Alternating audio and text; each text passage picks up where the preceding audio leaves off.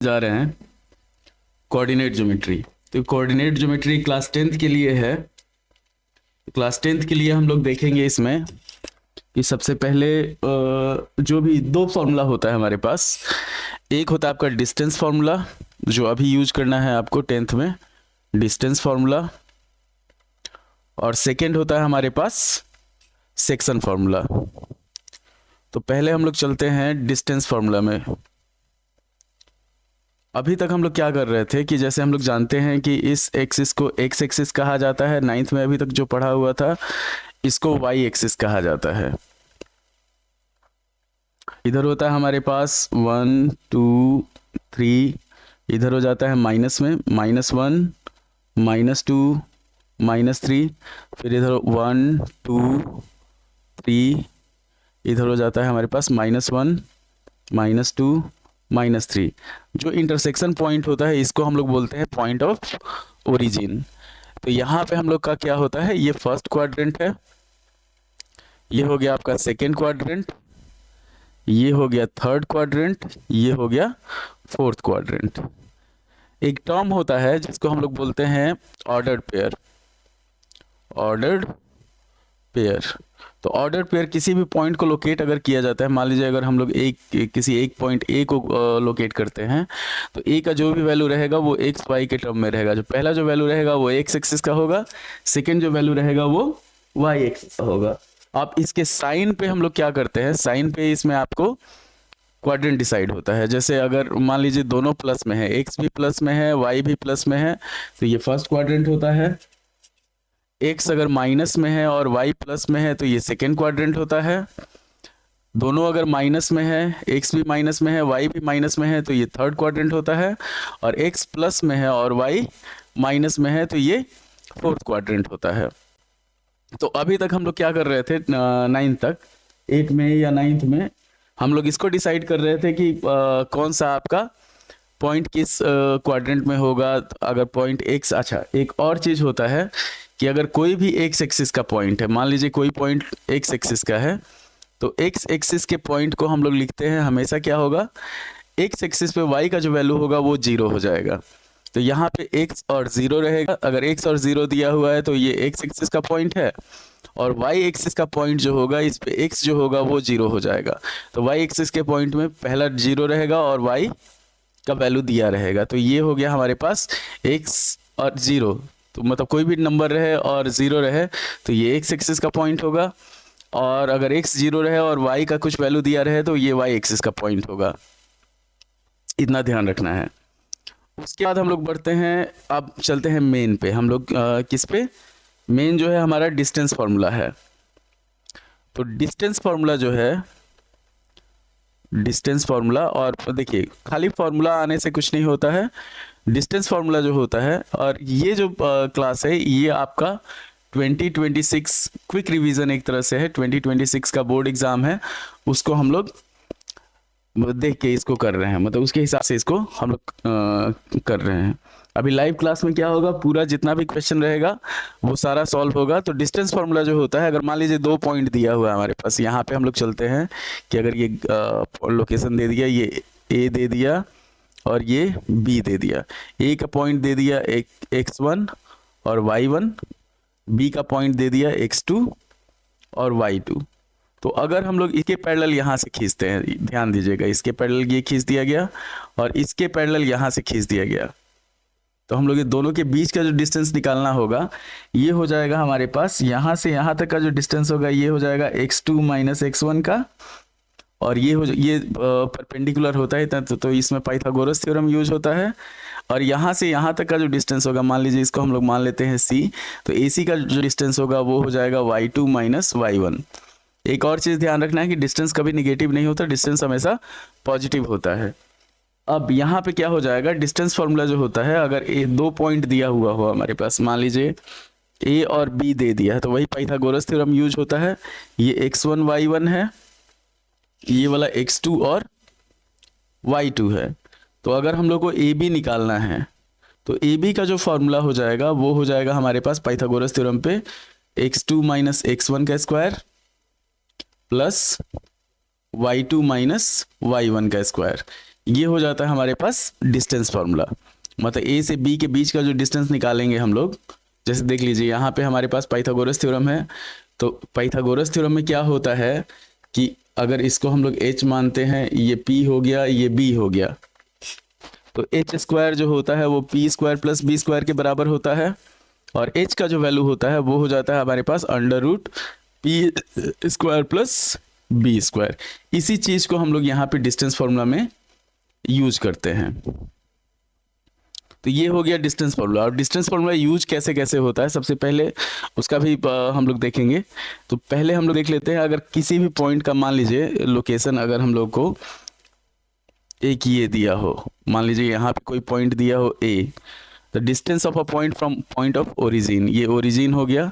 तो ओरिजिन का वैल्यू कितना होता है, हमेशा 0 और 0 रहता है, x भी 0 और y भी 0, a का कुछ वैल्यू रहेगा x और y। अब अगर इसको हम लोग यहाँ से मिला देते हैं और यहाँ पे हम लोग इस पे परपेंडिकुलर खींच देते हैं जो इसके पैरेलल हो जाएगा, तो ये वाला जो डिस्टेंस है ये हमारे पास नॉर्मल x रहेगा और ये वाला डिस्टेंस जो रहेगा ये y रहेगा। तो अगर हम लोग को OA निकालना हो तो OA के लिए हम लोग क्या करेंगे, x square plus y square सीधे निकाल लिया जाता है। इतना ध्यान रखना है आपको। तो x square plus y square is equal to हो गया हमारे पास OA। मतलब इसको कहा जाता है distance of a point from origin, distance of a point from origin. ये चीज ध्यान रखना है आपको।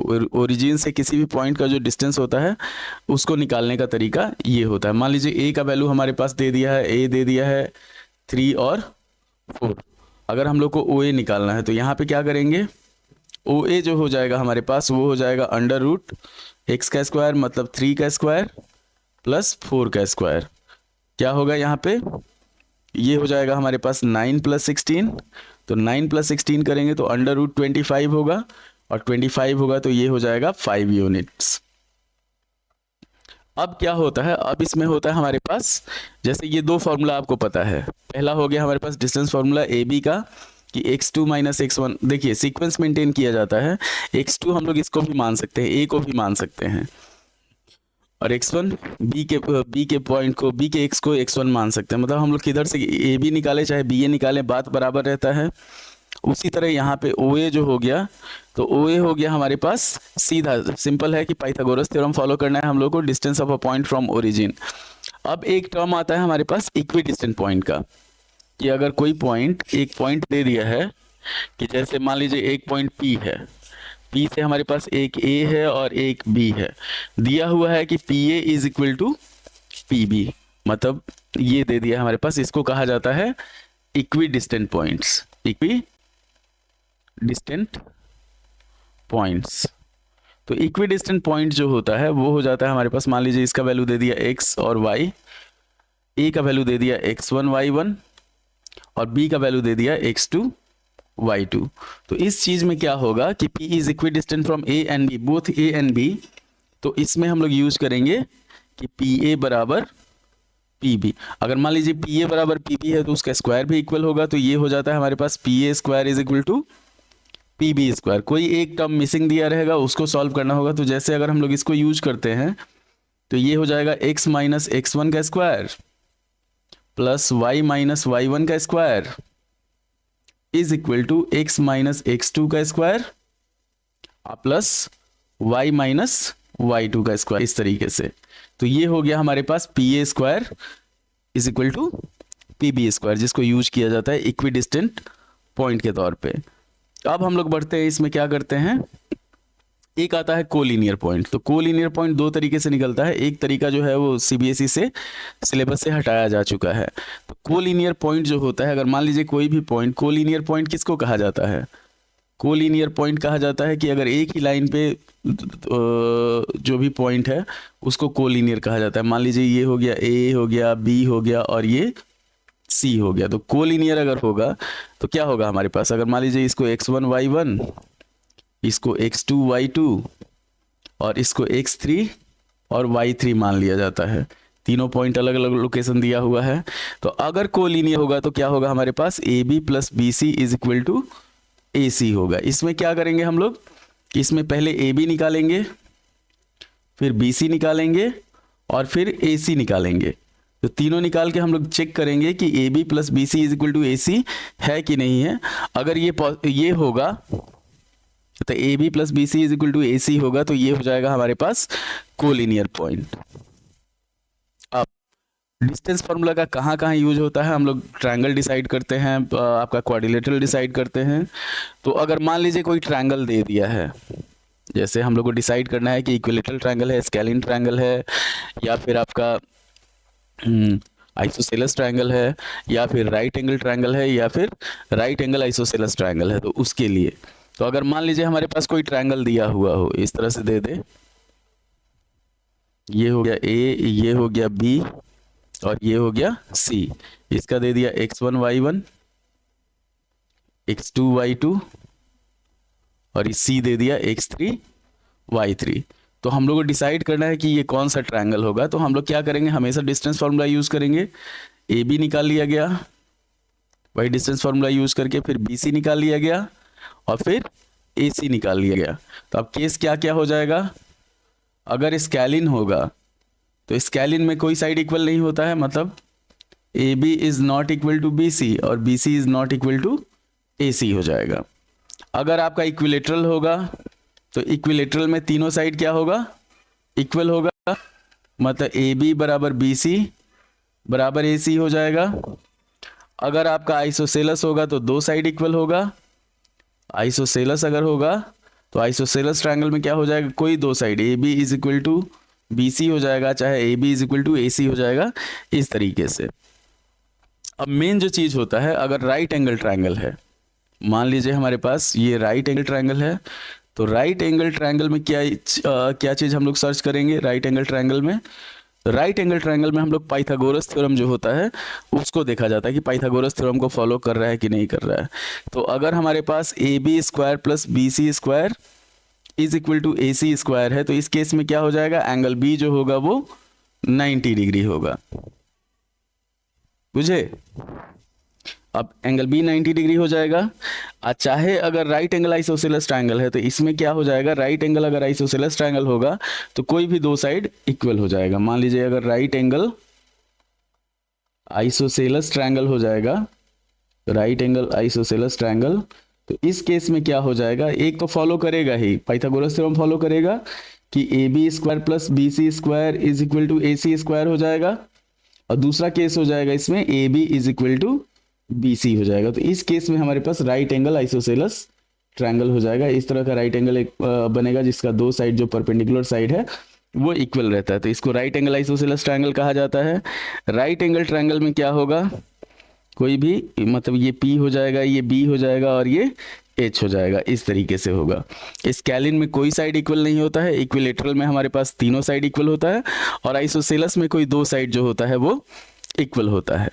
इसी तरह अगर आपको क्वाड्रिलेटरल दे देता है, मान लीजिए हमारे पास दे दिया कि कोई भी क्वाड्रिलेटरल हम लोगों को प्रूव करना है, कोई भी क्वाड्रिलेटरल, तो एक चीज ध्यान रखिए, क्वाड्रिलेटरल का अगर हम लोग प्रॉपर्टी याद करते हैं, हम लोग सिर्फ देखते हैं कि उसका साइड और एंगल देखते हैं, डायगोनल बहुत कम बच्चा जो होता है वो देखता है। तो यहाँ पे क्या हो जाएगा, यहाँ पे मेन जो चीज होगा वो डायगोनल हमारे पास इसमें वेरी करेगा। कि अगर ये पैरेललोग्राम है तो पैरेललोग्राम होगा तो क्या होगा, अपोजिट साइड इक्वल हो जाएगा, मतलब AB is equal to CD हो जाएगा, AD is equal to BC हो जाएगा, और डायगोनल इसका क्या होगा, इक्वल नहीं होगा। पैरेललोग्राम जो होता है उसका डायगोनल जो होता है वो इक्वल नहीं होता है। फिर अगर हम रेक्टेंगल में बढ़ते हैं तो रेक्टेंगल जो होता है, रेक्टेंगल का जो भी चीज़ होता है, रेक्टेंगल ऐसा पैरेललोग्राम होता है जिसका डायगोनल जो होता है वो इक्वल होता है। मतलब क्या होगा इसका, इसमें क्या प्रूव करना पड़ेगा, AB is equal to CD, AD is equal to BC और AC is equal to BD prove करना होगा। मतलब अगर ऐसा पैरेललोग्राम जिसका डायगोनल इक्वल हो जाए तो वो रेक्टेंगल हो जाता है।